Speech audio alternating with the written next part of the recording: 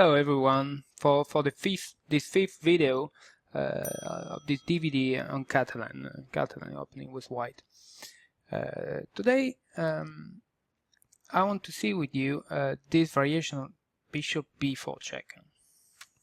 Okay, as I explained you in the previous video, the idea on bishop d2 is to go back to e7. Of course, bishop takes d2 as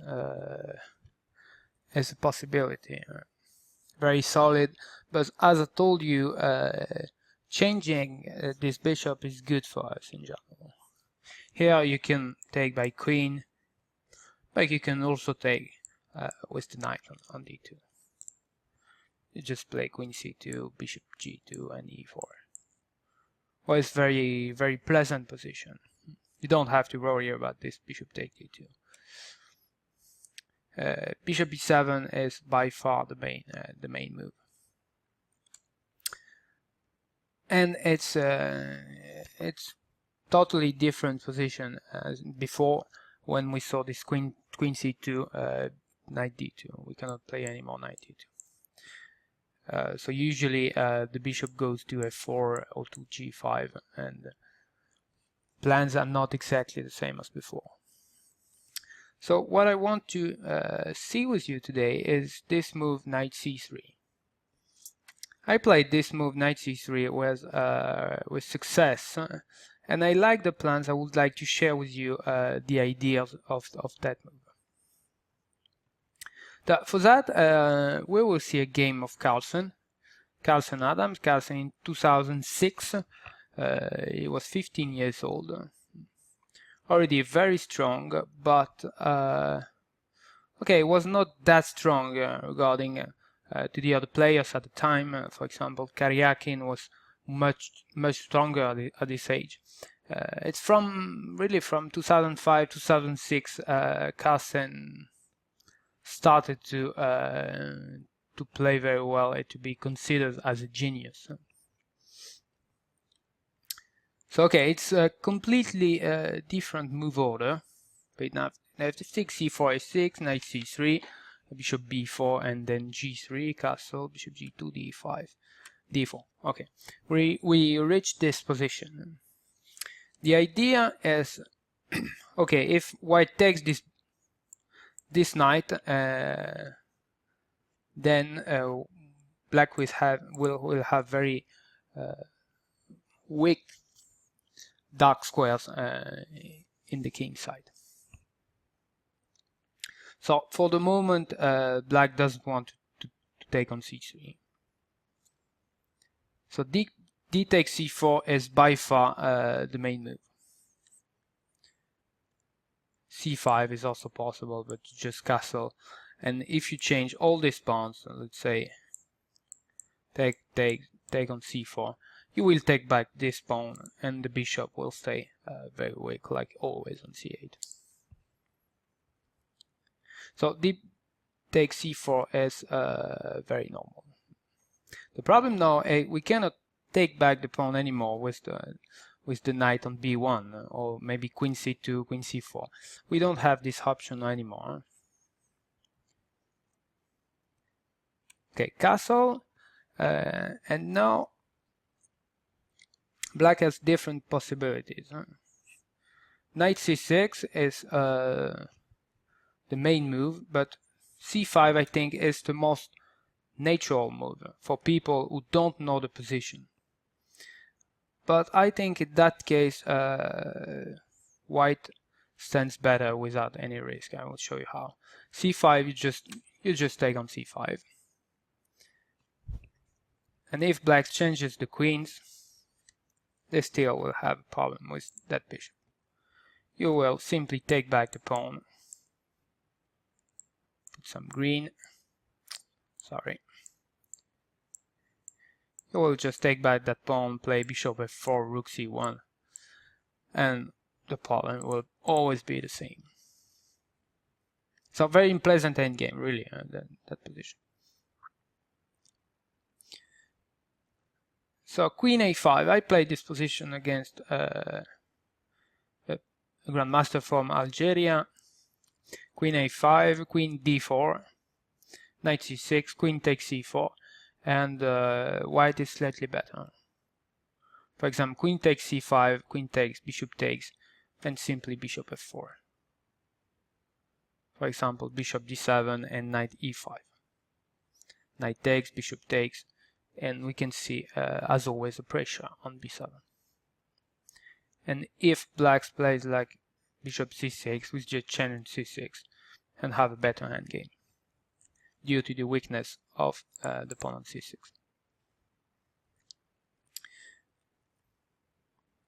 So, which are the other moves? Okay, bishop c3 is weakening white structure, but after b takes, we still have the file for the rook, the pressure on the b7 pawn, and we will take back the pawn. This position is also very pleasant for white. So okay, c5, you just take and take back the pawn on c4. So knight c6. So the idea on knight c6 is just to play knight a5 and keep the pawn and try to develop the c8 bishop later on. a3, asking the bishop what he wants to do. Two choices. Bishop e7, keeping the bishop, and here the idea is to play e4. I played this position 2 times, and twice it went quite good for me. Knight a5 and bishop e3. Okay, here black will keep the pawn, for a while at least. But we have the center. We will play some queen e2, rook d1, or maybe also queen c2, and something will happen in the center. Sometimes you can also move, sorry for all the arrows, there are a lot. Sometimes you can also play knight e5 and f4. It's very active position. So let's check what my opponents played. One played c5 in that position.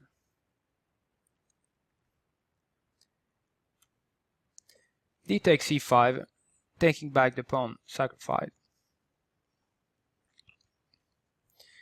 With the idea of queen a4. Here he played knight to g4, just to take the pawn back on c5. Queen takes d8, rook takes d8, and rook and bishop f4.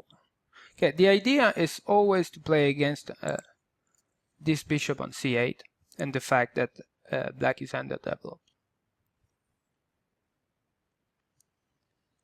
Knight to b3.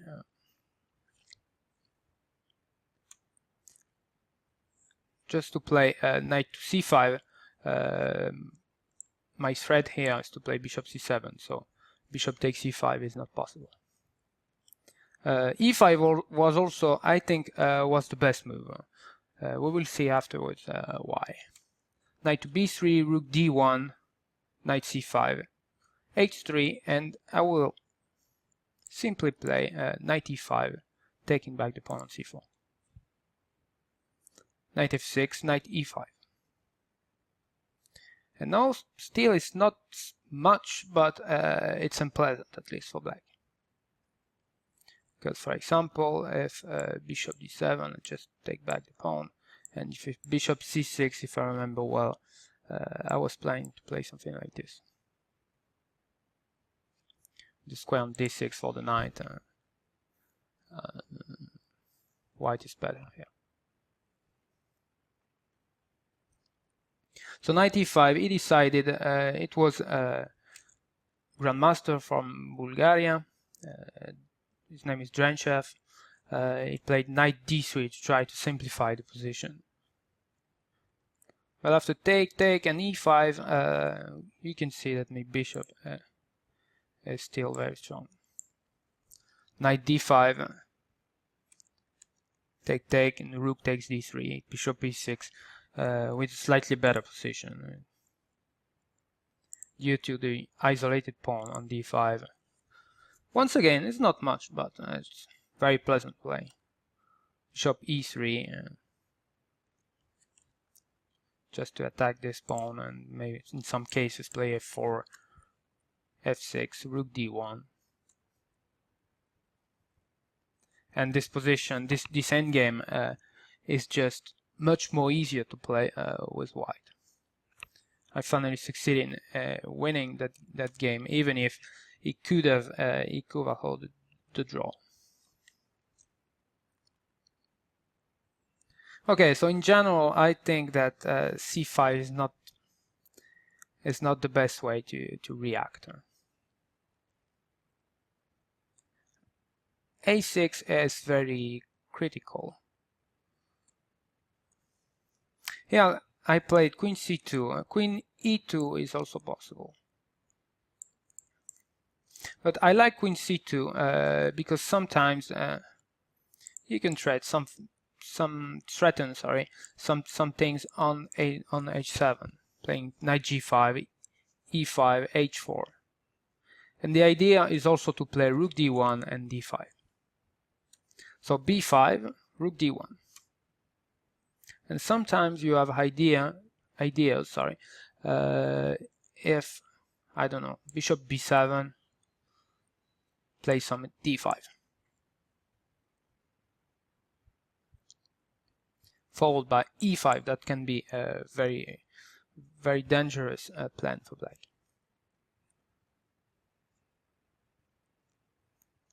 Even rook b8, maybe d5 takes e5. Knight d7, knight takes d5. This is crashing black position. Just notice one thing in that kind of position. Sometimes c6 is very interesting for black. Sacrifice the knight, but it's not so easy to do something against all these pawns, very solid pawns. White should be better, but it's not easy. Just keep it in mind when you're playing this kind of position. So rook b8 I think is not so good.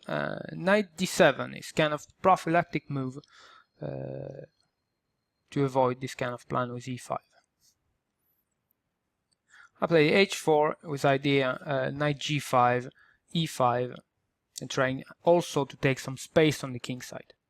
This is a very sharp position, but I have the feeling that it's easier to play for white. Okay, he played c5. I think it was premature. I think opening up the position like this with the queen, still the queen on d8 and bishop. I think it's too early.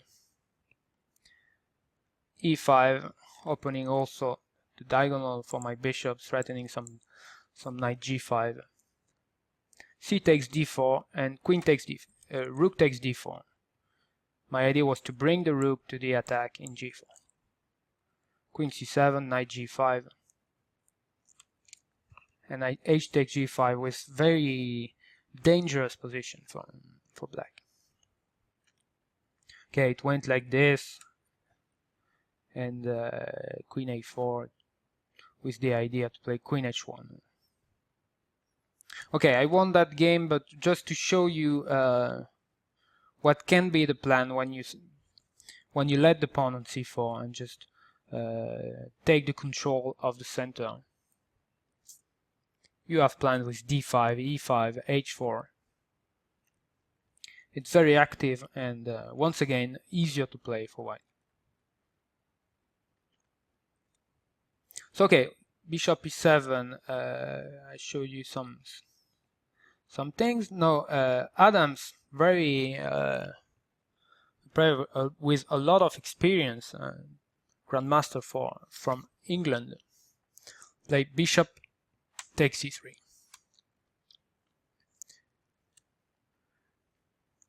B takes c3, and now rook b8 with idea to play b5 and keep the pawn forever. And here in that position, I think Carlsen played the key move. Bishop g5. Bishop g5 at first can seem a bit strange, because now in general we said that we wanted to change this bishop. For example, if h6, we are at first we can think we are forced to take on f6 and queen takes f6, and black now will simply play b5 and keep the pawn. And in that position it's not easy to find counterplay for the pawn. But the point is, if black plays h6 to play bishop h4.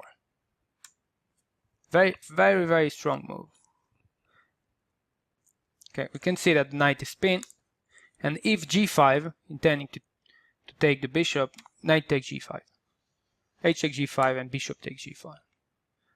And the bishop that was not the best piece of white is now devastating black's position. Okay, this position is very, very promising. King g7 and just e4, followed by f4, e5 in some cases. Queen e8, e5. I was trying to check that position, but it's just, I think it's just hopeless. At first the computer says that it's equal, but he changes his mind very often. Queen h5, and it's just too difficult for black. Look at all black pieces here. So try to remember that that idea to play bishop g5 and h6, just bishop h4. So okay, Adams played b5, and now e4. We are somehow forcing black to do something against the e5 threat. If h6, still bishop h4. And now g5, okay, it's even worse than before. f4, e5, too strong attack. So e4, h6, bishop h4, here he decided to make a reaction on the center to avoid e5 from white. Knight takes e5. d5 obviously was possible. And here I believe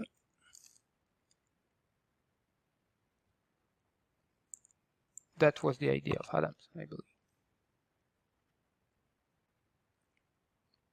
Still, it's not clear, but here Carlsen decided to go for knight takes e5.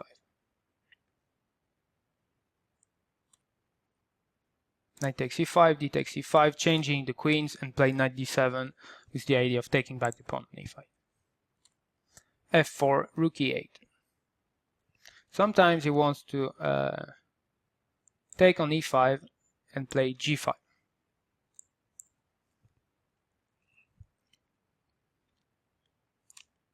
e6.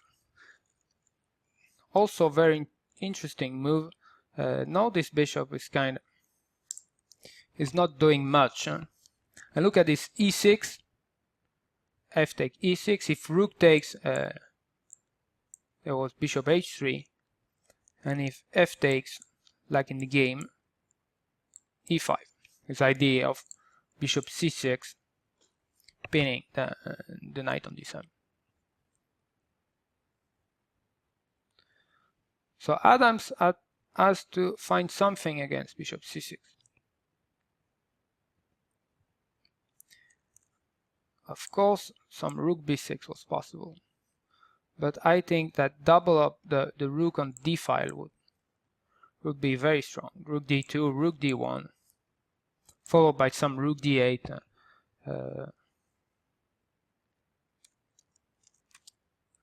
So he played knight takes e5. It's the idea, if f takes, now g5,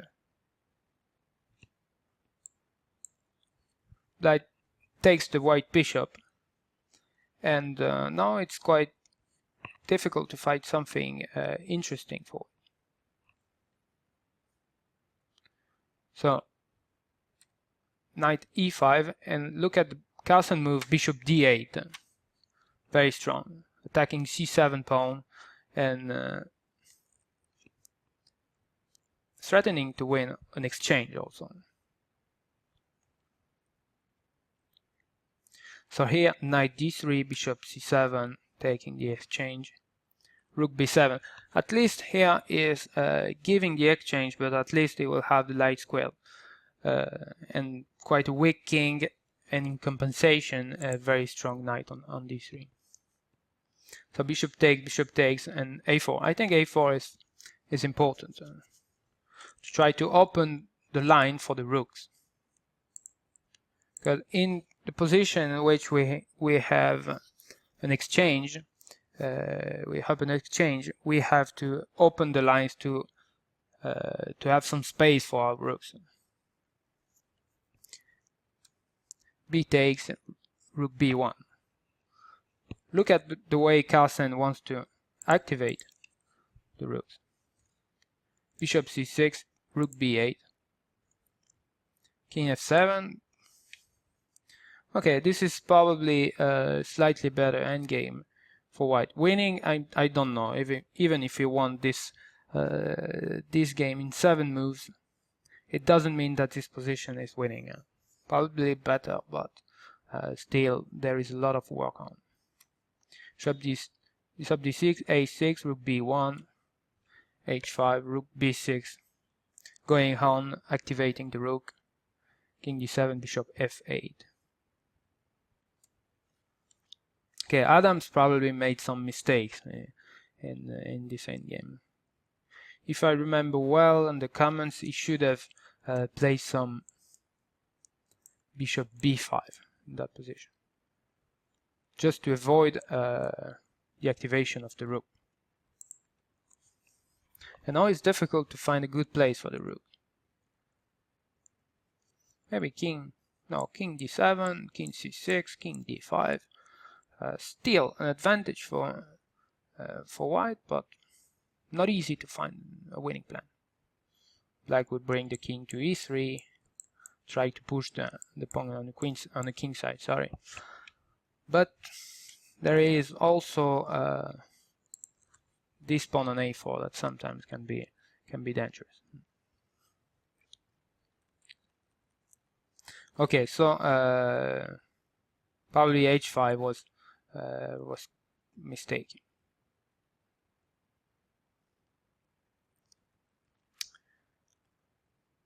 Okay, so what you have to remember in that variation is when blacks play c5, you have to take you take on c5, you get back your pawn on c4, and you play with the bishop against the bad bishop on c8, castle, knight c6, no, a3. On bishop e7, you play e4 with activity, very good center and initiative. And if bishop takes c3, don't forget the very interesting play from Carlsen. Yeah, just one thing I forgot. For example, in that position, queen d7, now we just take on f6, weakening the black structure, and knight d2. And look at the weakness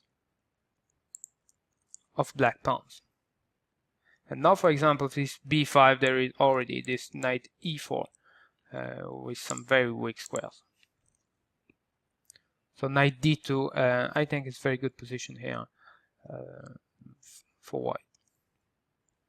I don't know, maybe knight a5, you can play e4, followed by some queen in the king side. I think here white at least a very good compensation for the pawn sacrifice. Okay, so for the last video, we will see a game of Kramnik against Topalov of last year.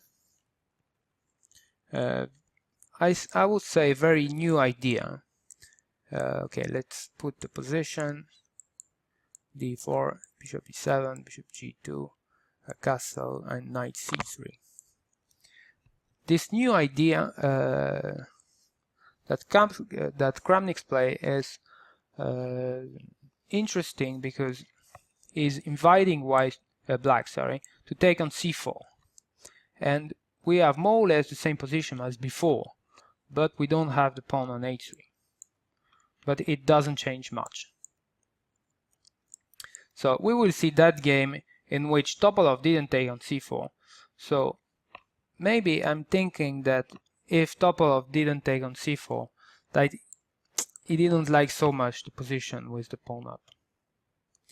And to finish, we will make a conclusion and also talk about move orders, how to start the game, and when you're preparing, seeing your opponent's game, how to try to trap your opponent with your move order, because there are a lot of move orders. You can start by playing knight f3, c4, or also d4.